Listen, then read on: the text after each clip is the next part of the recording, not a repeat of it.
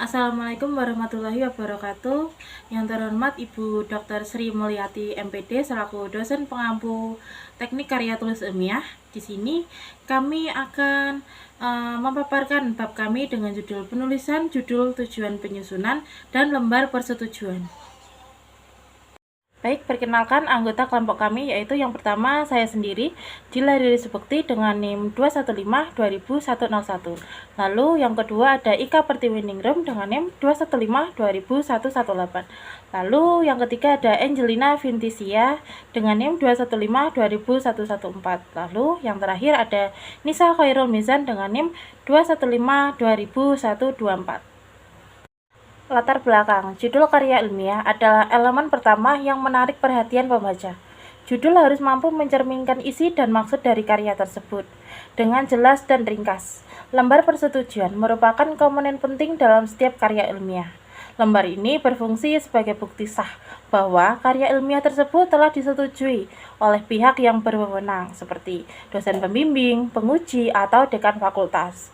Makalah ini disusun dengan tujuan untuk memberikan panduan praktisi mengenai cara penulisan judul, penyusunan tujuan, dan pembuatan lembar persetujuan dalam karya ilmiah.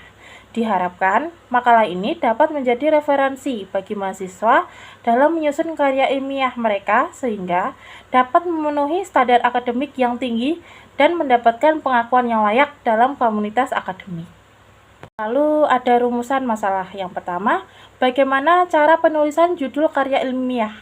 Lalu yang kedua, bagaimana contoh penulisan judul karya ilmiah. Yang ketiga, bagaimana contoh dan tujuan penyusunan dalam karya ilmiah. Lalu yang keempat atau terakhir, bagaimana contoh dan penjelasan terkait lembar persetujuan dalam karya ilmiah. Lalu ada tujuan masalah. Yang pertama, untuk mengetahui dan memahami cara penulisan judul karya ilmiah. Yang kedua, untuk mengetahui dan memahami contoh penulisan judul karya ilmiah. Yang ketiga, untuk mengetahui dan memahami contoh dan tujuan penyusunan dalam karya ilmiah. Yang keempat atau yang terakhir, untuk mengetahui dan memahami contoh dan penjelasan terkait lembar persetujuan dalam karya ilmiah. Di sini saya akan menjelaskan cara penulisan judul. Pengertiannya, judul adalah sebuah rangkaian kata-kata yang disusun untuk memberikan identitas pada sebuah tulisan atau karangan. Judul harus mampu mencerminkan isi dan menarik perhatian pembaca. Menurut KBBI, judul didefinisikan sebagai suatu nama yang digunakan untuk buku atau bab dalam buku yang dapat menyiratkan secara ringkas isi atau maksud buku atau bab itu. Bukan hanya itu, judul juga bisa digunakan untuk menyiratkan isi suatu acara, buku, karangan, drama, dan lain sebagainya. Selanjutnya, penulisan judul karya ilmiah diatur dengan ketentuan sebagai berikut. Yang pertama, judul tidak boleh berupa kalimat, artinya judul tidak boleh menggunakan bentuk bahasa yang terdiri atas subjek dan predikat serta tidak boleh diawali dengan kata kerja.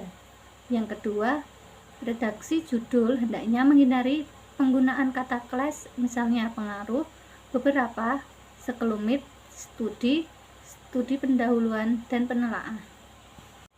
Yang ketiga, judul harus berbentuk frasa atau kelompok kata. Kata atau unsur yang satu sebagai keterangan atau penjelas kata atau unsur yang lain dan merupakan satu kesatuan pengertian yang utuh. Yang keempat, judul sebaiknya tidak lebih dari 15 kata atau tidak termasuk kata sambung dan kata depan, kecuali pada buku. Yang kelima, judul yang panjang dapat dibagi menjadi judul dan anak judul atau judul tambahan.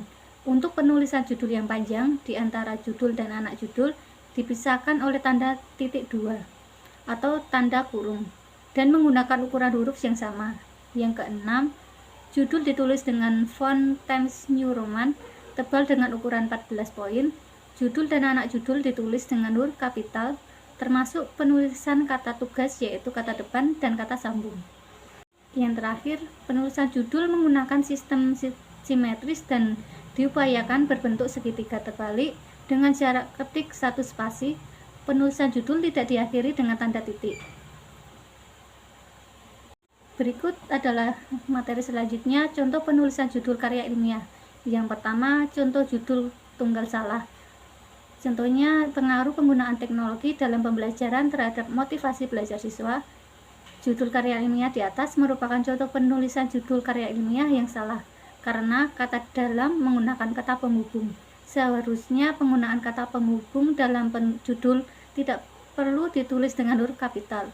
Contohnya, pengaruh penggunaan teknologi dalam pembelajaran terhadap motivasi belajar siswa. Selanjutnya, contoh penulisan judul karya ilmiah. Yang kedua, contoh judul tunggal benar. Peran orang tua dalam mendorong motivasi belajar anak di sekolah dasar. Judul karya ilmiah di atas merupakan contoh penulisan judul yang karya ilmiah yang salah, karena seharusnya tiap awal kata dalam judul ditulis dengan kapital, kecuali untuk kata penghubung. Contoh, peran orang tua dalam mendorong motivasi belajar anak di sekolah. Lalu saya akan menjelaskan materi tujuan penyusunan karya ilmiah. Yang pertama, tujuan penelitian dalam tugas akhir. Tugas akhir merupakan syarat kelulusan yang biasanya perlu diselesaikan oleh mahasiswa jenjang diploma. Dalam tugas akhir biasanya dicantumkan tujuan penelitian atau tujuan penulisan. Yang kedua, tujuan penelitian dalam skripsi. Skripsi sering dijadikan sebagai syarat kelulusan akhir bagi mahasiswa jenjang S1. Yang ketiga, tujuan penelitian dalam tesis. Berbeda dengan skripsi, tesis biasanya dikerjakan oleh mahasiswa akhir untuk jenjang pendidikan S2. Baik, untuk materi selanjutnya yaitu mengenai tujuan penyusunan karya ilmiah. Yang keempat yaitu tujuan penelitian dalam disertasi sebagai syarat kelulusan. Mahasiswa S3 biasanya wajib menulis disertasi. Untuk yang kelima yaitu tujuan penelitian dalam makalah. Makalah adalah karya tulis yang membahas suatu permasalahan berdasarkan kajian pustaka atau kajian lapangan. Untuk yang keenam yaitu tujuan penelitian dalam jurnal. Dalam dunia akademik, istilah jurnal sudah sering terdengar. Jurnal adalah publikasi atau tulisan ilmiah yang berisi penelitian maupun pemikiran seseorang atau sekelompok orang dalam suatu bidang. Untuk tujuan penyusunan karya ilmiah yang ketujuh yaitu tujuan penelitian dalam proposal penelitian. Sebelum melakukan proyek penelitian, biasanya seorang peneliti akan menyusun proposal penelitian terlebih dahulu. Proposal penelitian merupakan dokumen yang ditulis untuk mengusulkan proyek penelitian di bidang sains dan pendidikan.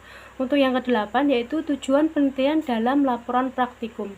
Laporan praktikum adalah laporan yang berisi dokumentasi hasil pelaksanaan praktikum yang telah dilakukan oleh mahasiswa. Untuk materi selanjutnya yaitu mengenai contoh tujuan penyusunan karya ilmiah.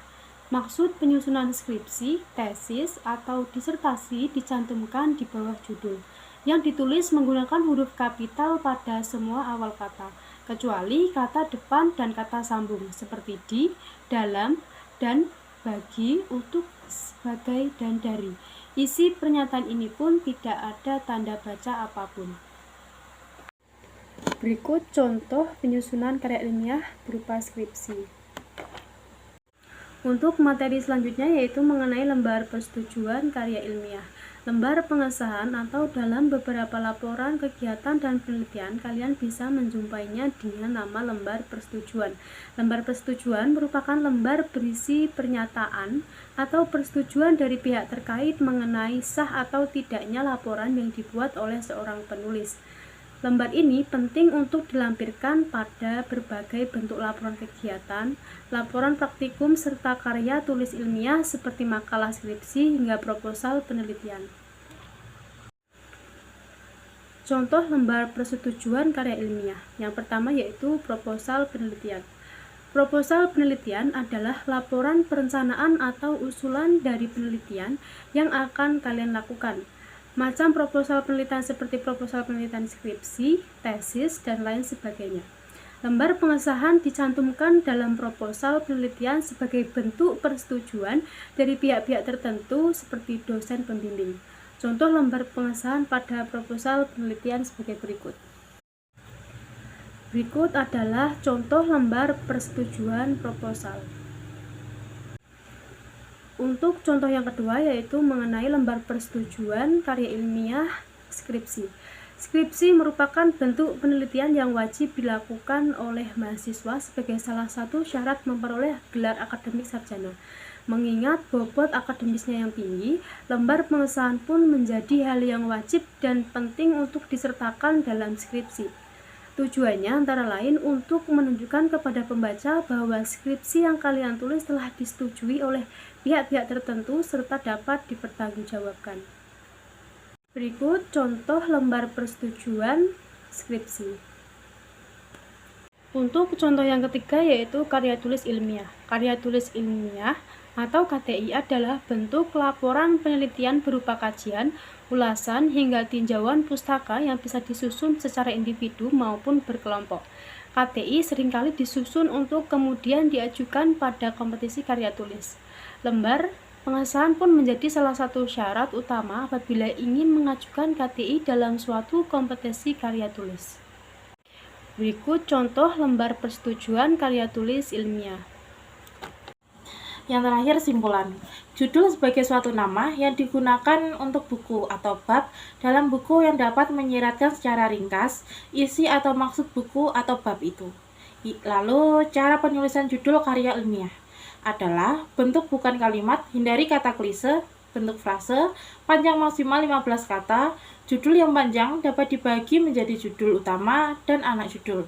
Format penulisan ditulis dengan format Times New Roman, tebal ukuran 14 poin. Lalu penyusunan skripsi. Tesis atau disertasi dicantumkan di bawah judul yang ditulis menggunakan huruf kapital pada semua awal kata, kecuali kata depan dan kata sambung. Lalu lembar persetujuan karya ilmiah, lembar pengesahan. Penting untuk dicantumkan mengingat tujuannya yang digunakan sebagai bukti disahkannya suatu laporan kegiatan atau penelitian. Penentu sah atau tidaknya laporan ini pun tidak bisa dilakukan oleh sembarang orang.